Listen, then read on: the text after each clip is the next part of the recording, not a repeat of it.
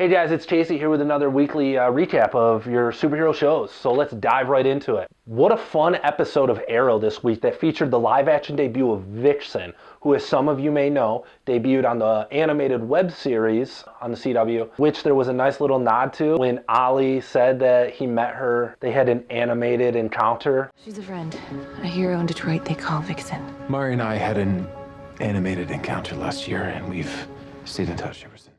That was pretty fun. Arrow's really good about tossing in little nuggets like that for the fans that know those kind of things. So that was really cool. One of the biggest pluses to this episode was how much it featured Damien Darhk. He's been one of the highlights of this entire season. Neil McDonough is great in the role. He chews up the scene in the best way possible. And you could really see that he was so joyful as a villain this week as he revealed to Ollie that he kidnapped his son, which sent ripples through the Team Arrow that they all had to deal with, Felicity especially. I know that last season was a huge part of the fan base that has gotten really annoyed with Felicity. I tried to stay positive on the character. I mean, I do admit that as a traditionalist, I'm like, Ollie and Black Canary are supposed to be together. Oh well, I understand shows do stuff differently. I mean, here I am saying that I wish Zoom was Barry's dad. Obviously, I'm okay with changing some comic stuff. I just feel like some of the stuff, some of her reasoning, like she has a right to be pissed off at Ollie, but at the same time, she could have also been more understanding and not just immediately ended their engagement. However, they're still climbing into a limo together in that scene, that flash forward scene of the cemetery. Maybe this isn't truly the end of Felicity for all you shippers out there. We'll see how that plays out. I want the writers to be more consistent in their writing of Felicity. She's a cool analog for Barbara Gordon in this Arrowverse, so